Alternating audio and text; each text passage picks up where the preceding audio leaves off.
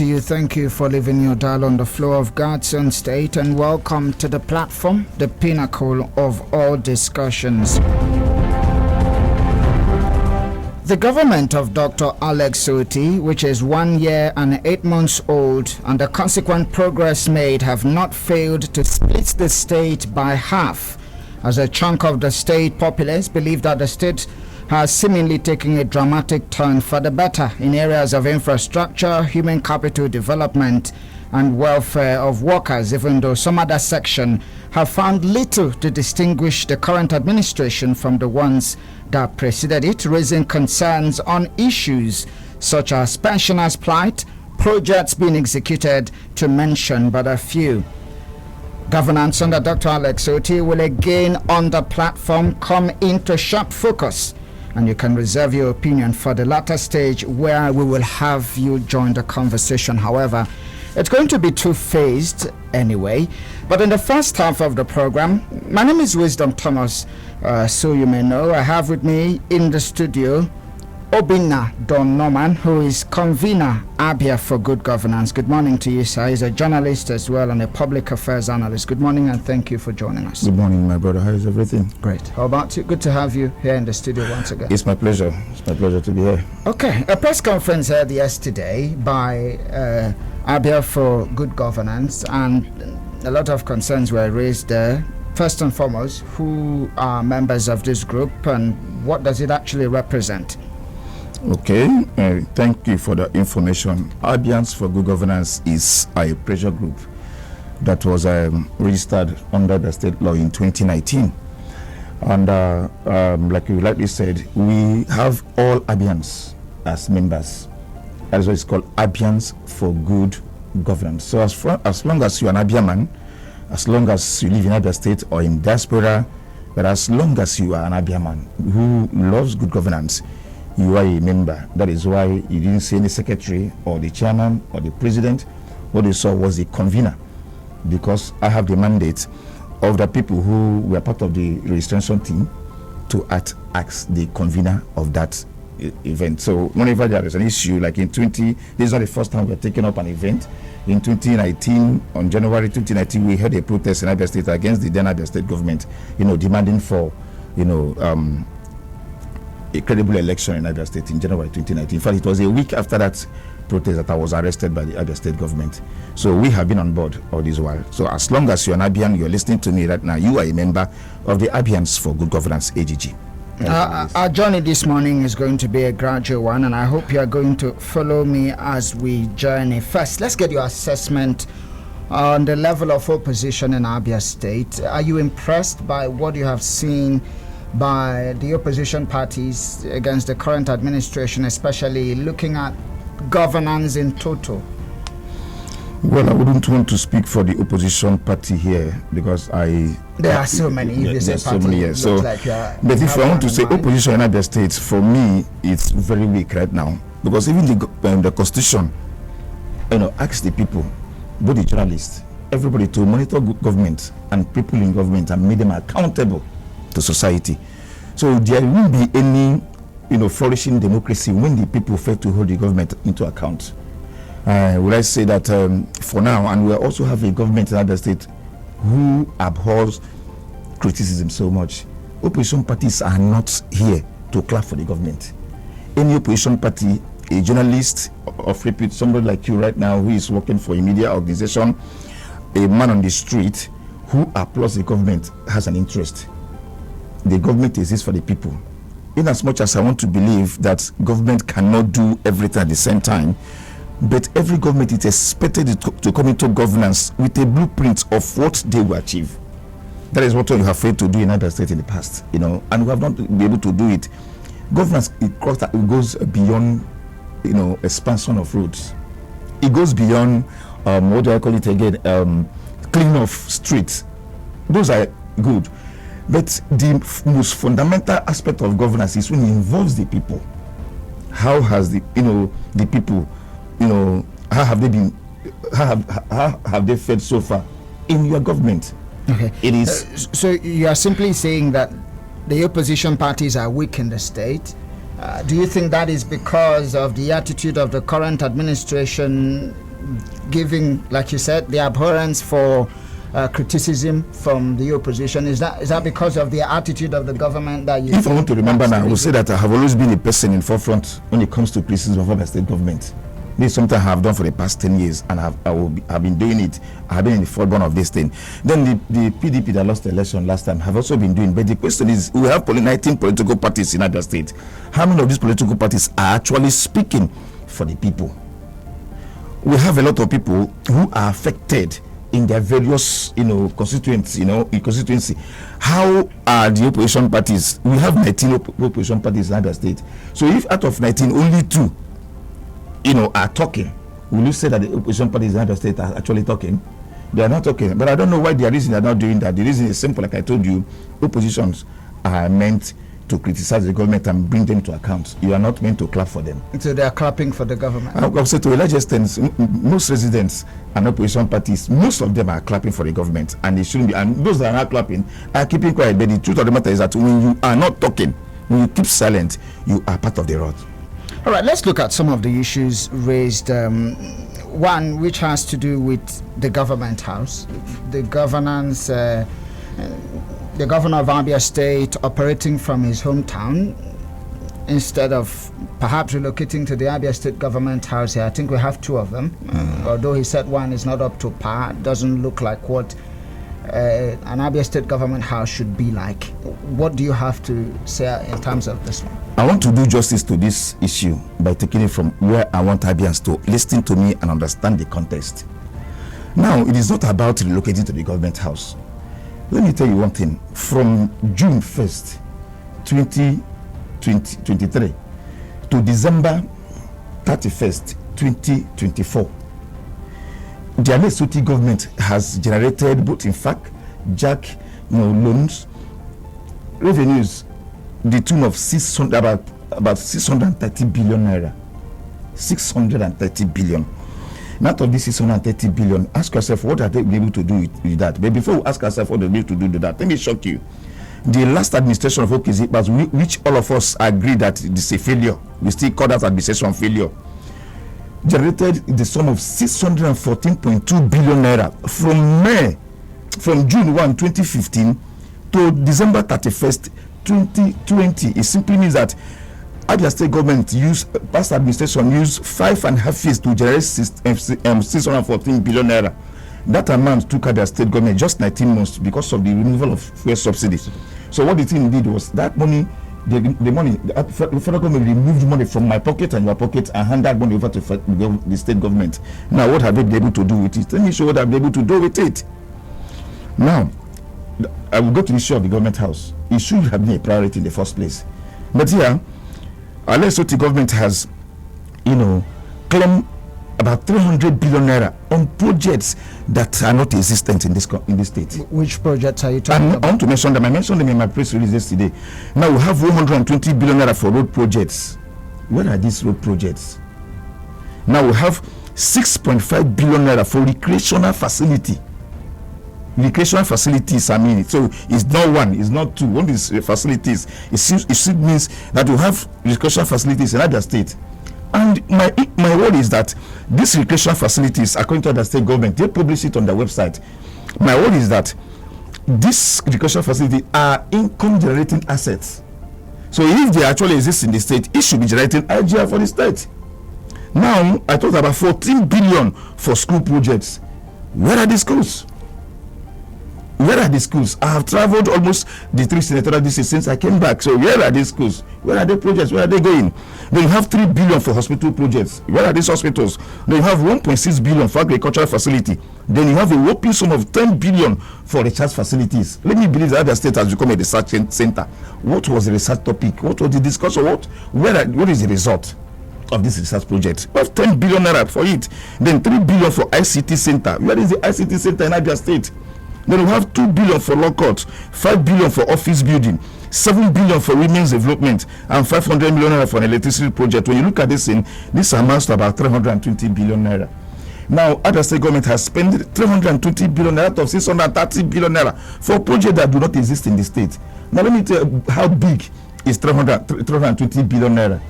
My brother, if you have 320 billion naira today, and you decide not to, work, you just not to invest in anything, you want to spend 1 million naira every day. Shockingly, it will take you 900 years to spend 320 billion naira. That is how big this money is. You are simply saying that the current administration has misappropriated 300 and something billion naira. If you cannot see these projects, it simply means that they have misappropriated them. But I'm saying I don't want to judge them. That's what I'm saying. My question is, where can we find these projects?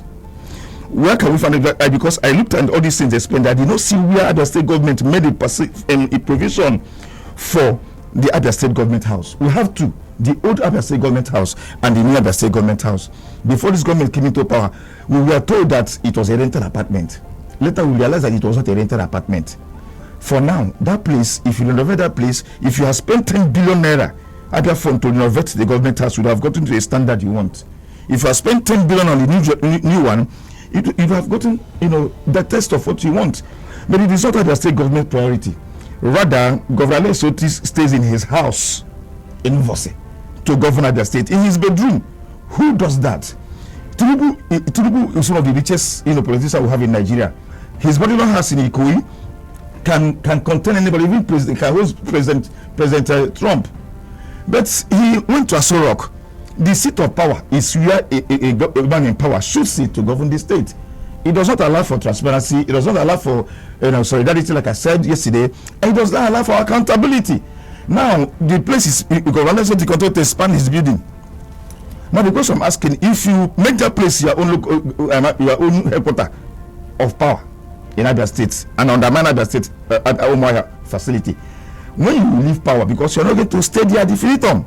So when you leave power, my question is this: are we coming to Omoro to take possession of that place? Okay. If you're not going to take possession of that place, then he has no reason whatsoever, because Umuahia became the capital of the state through a constitution. He has to come back to Umuahia, where the seat of power is. Because if you look at it today, is Umuahia a great disservice? I'm an Umuahia man. Is it not a great service?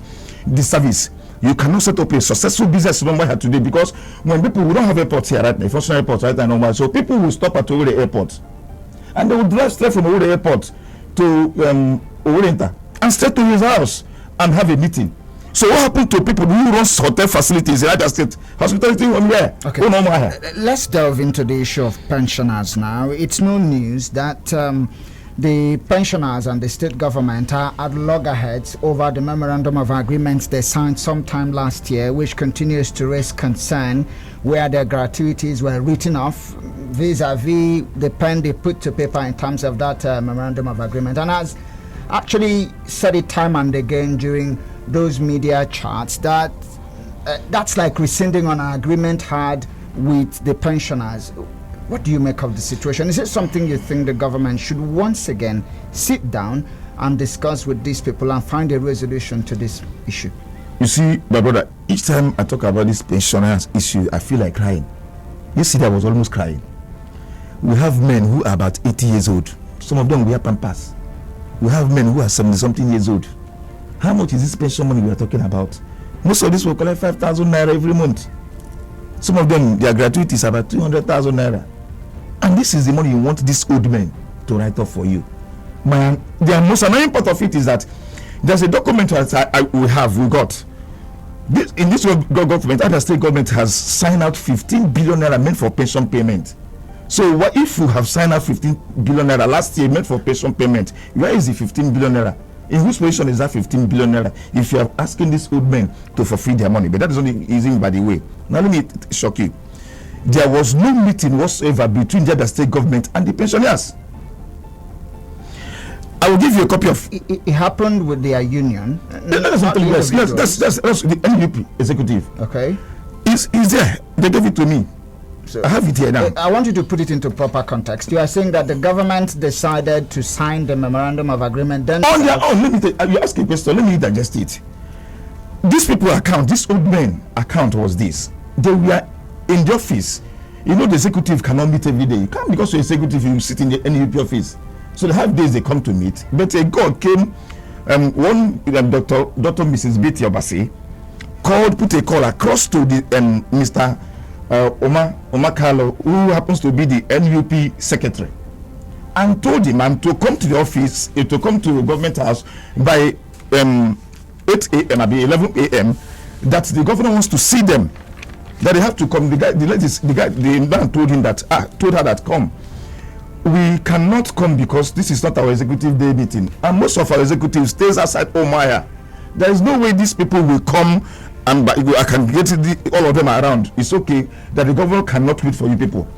We have been having this conversation. The governor has tried to do something on your behalf today, so gather the ones you can and come to the government house. And there were only 4 that went to government house. They got to that place 8 a.m. According to the account, Abia State government, Mike Akpara, former commissioner for finance, left them there till about 11 p.m. Just 11 p.m. And they came and said, please, we need your letterheaded paper. We need your letter. The governor wants a letter paper. Let us put the agreement. What they do. Innocently, they gave the letterheaded paper. And Mrs. Beto Abasi went inside. Abia State government used their hand to type a letter, everything, finished it and held it and came to them and said, please sign here. The people say, what are we signing for? We want to take it to our executive in a larger meeting and look at it and get our lawyer. If we know that we are coming here to sign anything, we should have gotten our legal advisor involved. Now they say they should sign that. Don't you trust us? There's no problem. It's okay. They saw it and just signed. And when they signed, they took it home. Most of them say they got to around 12 o'clock, midnight. Now, in the next morning, they called a meeting and saw what was written there with their own letterhead paper they brought. And they said they confronted Mike Akpara. And Mike Akpara said, how do you expect Abia State government to pay such amount? Now, the question is this. If you are not ready to pay that amount, you promise to pay them this money on 31st of December. Agreement is an agreement, according to Wike. It was based on that agreement that, they believe you and voted for you. Now, you reneged for the reason best known to you. I'm not interested why you reneged. It's a problem. But if you are not ready to pay the money, why force them? Why trick them into forfeiting their future? Remember that when you work as a civil servant, government deduct 5% from your basic salary all through your year of service. For this pension, you are not dashing them money. You are not dashing them money. This is the money they saved. So this account of how the memorandum of agreement was signed what's the source? Yes, that was what happened. Now, government. I'm talking about the source. The NUP chairman. This is it. This is a letter paper. I have it. The NUP chairman. This is their release. I can photocopy it and give to you because I'm going to speak on this matter very, very soon. Now, that is not even the point. Some of these pensioners, there's a man they call from Afugri, Mr. Collins from Afugri, a blind pensioner. The day this man called me, I said, sir, how did you get my number? He said he heard my voice on radio and somebody told him to call me. At the point of that discussion, the man started crying, and I started crying because I cannot watch an old man of about 70 years old, 80 years old, crying because of his money. Why are we not? The government should live for the people. Why are you not doing that? So instead, they pick up some people who are not even relevant, who campaign, call themselves Pension Forum. We have one pension union in Nigeria, which is Nigeria Union of Pension, that caters to the need of all pensioners in Nigeria. And from what I heard, I learned that the national president will come into other states over this matter. My own, like if you look at the ultimatum we gave the government, we did not ask them that they must pay the money. We said reverse it. If you're not ready to pay the money, if it's huge for you to pay, let it be one of the failed campaign promises, Then reverse it. A governor who has a heart of gold, who understands that you cannot play with these old men. How many years do they have to live? Okay. Most of them waited for this pension till they died. Mr. Desi, who was the NUP chairman before this man, a very good friend of mine, he waited for this pension till he died. A lot of them have died waiting for this pension. These ones that are alive, how old do they have? A man of 80 years old, 83 years old, 77 years old. How many years is left for this person to live on earth that you want to steal his sweat?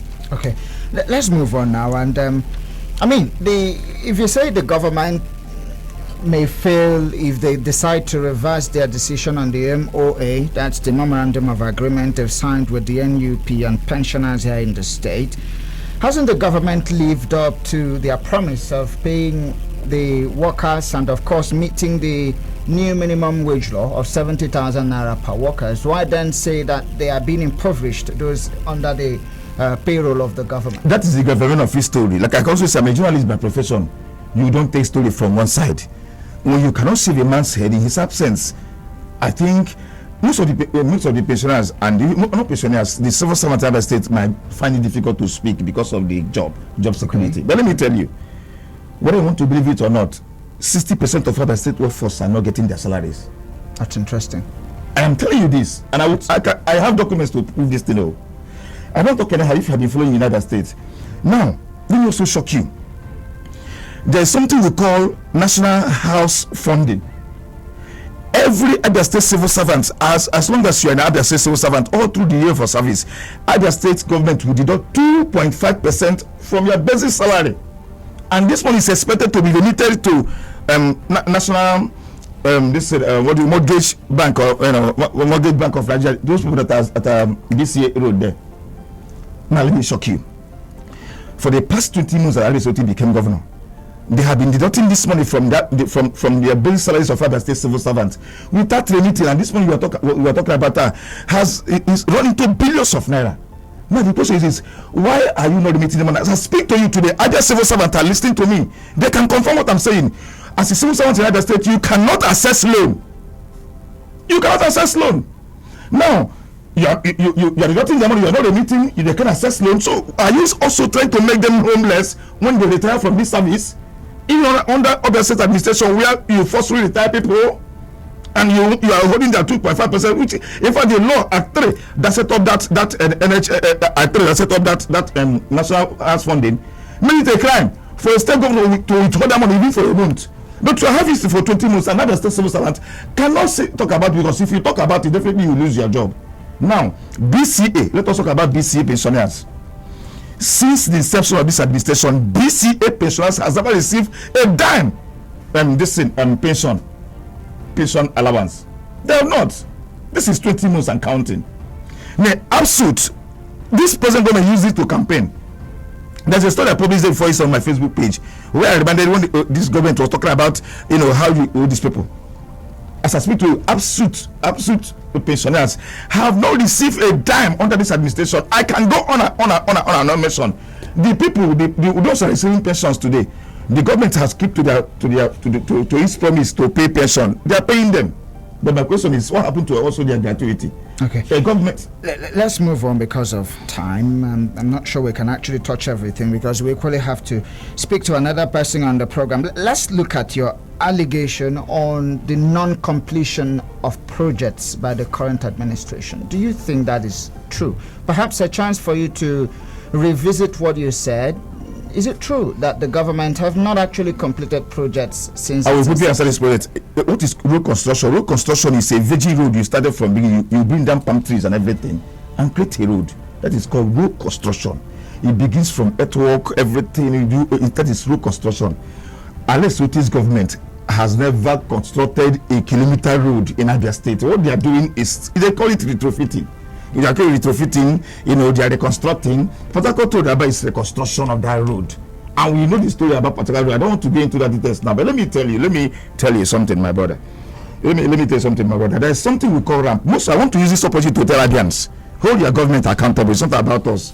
You see, there is something they call ramp. This ramp, Abia State has 50 million naira ramp fund. Abia State administration got this thing and even paid the counterpart fund. That $50 million should take up 500, reconstruction of rural roads in Abia State. So whichever rural road project that is ongoing today in Abia State is not done by this Abiastate's administration. It is what the past administration left. But that is not even my issue right now. We made the demand from this government, and this demand is simple. We say, when I was talking yesterday, I say, payment of salary. That's you say to strengthen the connection between leadership and the people it serves. We demand the following: A, payment of salaries and entitlement to disengage workers, including permanent secretaries and directors. Then B, reversal of the so-called forfeited pension arrears and payment of pension arrears and gratuity to retirees. Then C, disclosure of the location of the various projects and facilities for which the government claimed 200 billion of taxpayers' money in its 2023 quarterly financial report. Then D, return of the governor to the government house in Omaha, where all government businesses and functions should be conducted.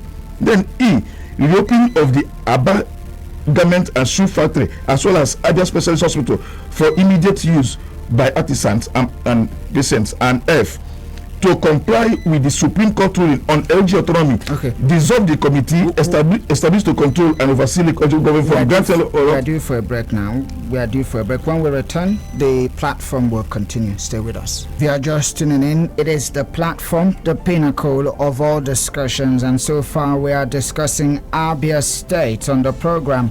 And I've been speaking with Obina Donoman, who is the convener Abia for Good Governance, looking at some of the core issues stemming from Abiastate in the last 1 year and 8 months. He's still live here in the studio. Thank you for staying. Thank you, my brother.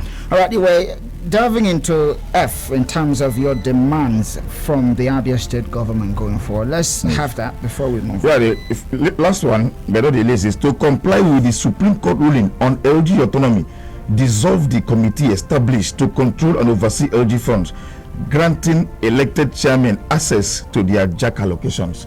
Now, let me shock you. Why not gets an average of about 400 million naira every month. So in the last 20 months, you check 400 million naira times 20. It gives you almost about, if I'm not mistaken, about 8 billion naira, right? So about 8 billion naira. So the question is, what have Abia State government, what have they been able to do with the local government elected a chairman? Where is the fund? What is he doing with the money? Because you cannot go to North and see a project that is ongoing to justify the 8 billion naira. And I'm saying it here. We heard that each of the local government chairman is giving 6 million naira every month to do their thing, to manage their resources. I don't know how we are going to do it, but I'm saying that government is about the people. The Abia State government must understand that this is for the people. They have to accept the fact that the people of Abia State, they will hold them to account. It is a public money. We have to know how this money, are being expended. Like I said before, we gave them a 30 days ultimatum to make sure that these things are in place. It won't cost anything, because it's a responsive government. A responsible government should be able to take 30 days to put these things that you're asking for.